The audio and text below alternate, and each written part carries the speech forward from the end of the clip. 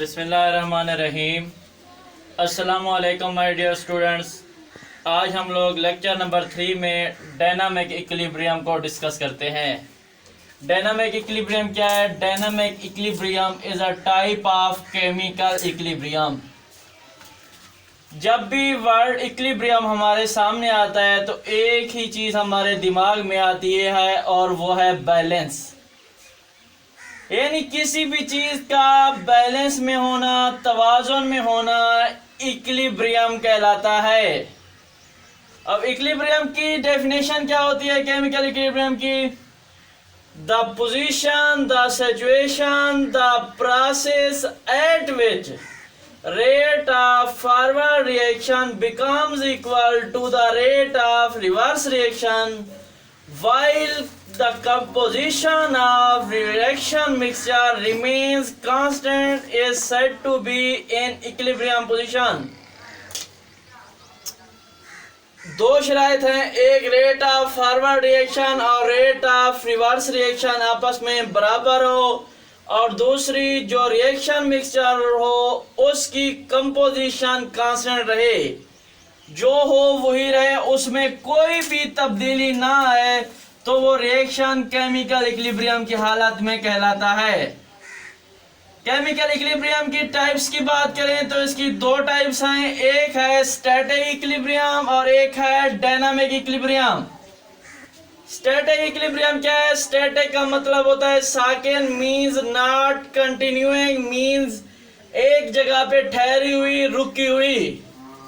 तो static equilibrium की अगर तारीफ करें तो क्या होगी? द प्रोसेस इन विच या the position at which a process ceases to proceed, वो पोजीशन जिस पर एक अमल रुक जाता है और आगे प्रोसीड नहीं होता है स्टैटिक इक्विलिब्रियम कहलाती है। Mostly physical phenomena show static equilibrium. जो मोस्टली फिजिकल फिनोमिना होते हैं वो स्टैटिक इक्विलिब्रियम शो करते हैं। मिसाल के तौर पर एक बिल्डिंग जो ठहरी हुई है, साकिन खड़ी हुई है, स्टैटिक इक्विलिब्रियम में होती है। वो स्टैटिक इक्विलिब्रियम में क्यों होती है? क्योंकि उस पर एक्ट करने वाली तमाम फोर्सेस बैलेंस्ड होती हैं, यानी उस पे ऊपर तमाम लगने वाली फोर्सेस एक तवाज़ुन में खड़ी होती हैं, इस वजह से वो स्टैटिक इक्विलिब्रियम में होती है। अब अगर बात करें डायनामिक इक्विलिब्रियम की, डायनामिक का मतलब होता है स्टिल कंटिन्यूइंग, मतलब अभी तक जारी है। डायनामिक इक्विलिब्रियम में भी हमें ये लगता है कि रिएक्शन रुक चुका है, बट इस केस में reaction does not cease. Reaction कभी भी सीज नहीं होता, रुकता नहीं है। तो इसमें क्या होता है? इसमें होता है फॉरवर्ड और रिवर्स रिएक्शन का जो रेट है वो इक्वल हो जाता है।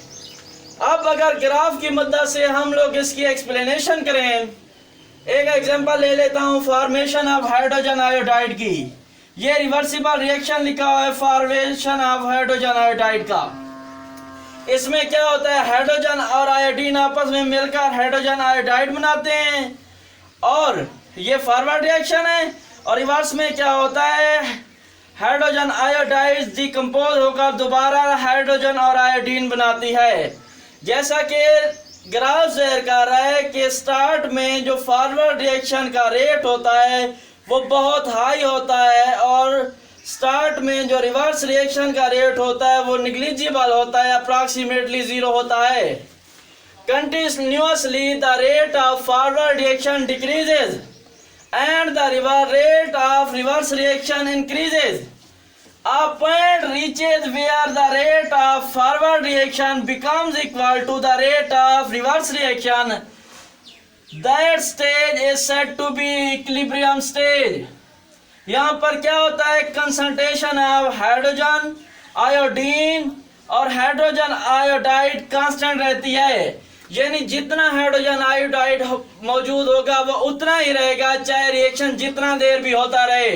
जितना हाइड्रोजन मौजूद है वो वही रहेगा, चाहे रिएक्शन जितना देर भी होता रहे। जितना आयोडीन मौजूद है वो वही रहेगा, चाहे रिएक्शन जितना देर भी होता रहे। तो इस वजह से इनकी कंपोजिशन क्या होगी? कांस्टेंट रहेगी। अब हम लोग डिस्कस करते हैं macroscopic properties of dynamic equilibrium. Equilibrium की मैक्रोस्कोपिक प्रॉपर्टीज क्या है? बेटा मैक्रोस्कोपिक का क्या मतलब होता है? रिलेटेड टू बल्क कंपोजिशन, यानी उसकी बल्क का मतलब होता है हैवी मिकदार में, यानी छोटे लेवल पर नहीं, उसके अंदर मौजूद कंपोनेंट्स की नहीं, बल्कि उसकी कंपोजिशन किस तरह से होती है, तो वो होती है मैक्रोस्कोपिक। अगर हो माइक्रोस्कोपिक तो वो होता है उसकी इंटरनल कंपोजिशन के बारे में, यानी बहुत ही छोटे लेवल तक। मैक्रोस्कोपिक का मतलब है यानी ओवरऑल, यानी एक्सटर्नल कंपोजिशन देखेंगे तो। अब इसमें 5 पॉइंट्स हैं। पहला पॉइंट क्या है? Achieve in close system. बेटा जी dynamic equilibrium always achieved in close system, ये हमेशा क्लोज सिस्टम में अचीव होती है। क्यों? अब क्लोज सिस्टम क्या होता है, इसकी रीजन बताने से पहले ये बता देता हूँ आपको क्लोज सिस्टम क्या होता है। क्लोज सिस्टम होता है बेटा जिसमें the system in which substances neither leave nor enter, वो सिस्टम जिसमें सबस्टांसेस ना तो लीव कर सकें और ना ही इंटर हो सकें। जब ऐसा होगा तो फिर इक्विलिब्रियम अटेन होगा। अगर उसमें से सबस्टांसेस लीव कर जाएंगे या उसमें इंटर होंगे तो रिएक्शन या फॉरवर्ड डायरेक्शन में प्रोसीड होता रहेगा या रिवर्स डायरेक्शन में इक्विलिब्रियम पोजीशन उसकी अटेन नहीं होगी। अब डायनामिक इक्विलिब्रियम में दूसरा क्या होता है? इसमें होता है reaction does not stop, reaction कभी भी नहीं रुकता। ये बात हम पहले भी काफी बार डिस्कस कर चुके हैं। बल्कि इसमें क्या होता है, रेट ऑफ फॉरवर्ड और रेट ऑफ रिवर्स रिएक्शन बराबर हो जाते हैं, लेकिन एक दूसरे की अपोजिट डायरेक्शन में होते हैं। तीसरी बात भी हम लोग काफी बार डिस्कस कर चुके हैं कि इनकी कंसंट्रेशन जो होती है कांस्टेंट रहती है। एक इक्विलिब्रियम जब पोजीशन होती है डायनामिक इक्विलिब्रियम में कंसंट्रेशन कांस्टेंट रहती है। कंसंट्रेशन में क्या क्या चीजें आ जाती हैं? कंसंट्रेशन में एक आ जाता है अमाउंट ऑफ सब्सटेंस, यानी सब्सटेंस की अमाउंट सेम रहती है, उसकी मिकदार में तब्दीली नहीं आती।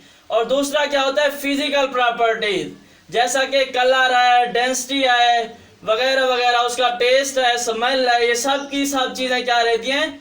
सेम रहती हैं। तीसरी बात, इसका चौथा पॉइंट ये है कि dynamic equilibrium is always attainable, ये हमेशा में हासिल हो जाती है, चाहे रिएक्शन प्रोसीड हो रिएक्टेंट से चाहे हो प्रोडक्ट से। यानी चाहे रिएक्टेंट्स प्रोडक्ट्स बनाना स्टार्ट कर दें तब भी डायनामिक इक्विलिब्रियम अचीव हो जाएगी, चाहे प्रोडक्ट्स रिएक्टेंट्स बनाना स्टार्ट कर दें तब भी डायनामिक इक्विलिब्रियम अचीव हो जाएगी। इसका पांचवा पॉइंट क्या है? डिस्टरबेंस इन dynamic equilibrium. Dynamic equilibrium disturb की जा सकती है बाय चेंजिंग कंडीशंस। अगर हम प्रेशर चेंज कर दें, टेम्परेचर चेंज कर दें, कंसंट्रेशन चेंज कर दें, डायनामिक इक्विलिब्रियम की पोजीशन डिस्टर्ब हो जाएगी। लेकिन ये दोबारा भी अचीव की जा सकती है अगर हम चेंज की हुई चाहे कंसंट्रेशन, प्रेशर और टेम्परेचर को कांस्टेंट कर दें। यानी एक पोजीशन पर डायनामिक इक्विलिब्रियम हुई है, अगर हम उसी से टेम्परेचर बढ़ा दें, प्रेशर बढ़ा दें, कंसंट्रेशन बढ़ा दें और फिर उन्हीं को भी कांस्टेंट कर दें, इक्विलिब्रियम पोजीशन एक बार तो डिस्टर्ब हो जाएगी मगर फिर दोबारा अचीव हो जाएगी। ये सब था डायनामिक इक्विलिब्रियम के बारे में। इंशाल्लाह अपनी नेक्स्ट वीडियो में हम लोग लॉ ऑफ मास एक्शन को डिस्कस करेंगे। तब तक के लिए अल्लाह हाफिज। I wish you best of luck.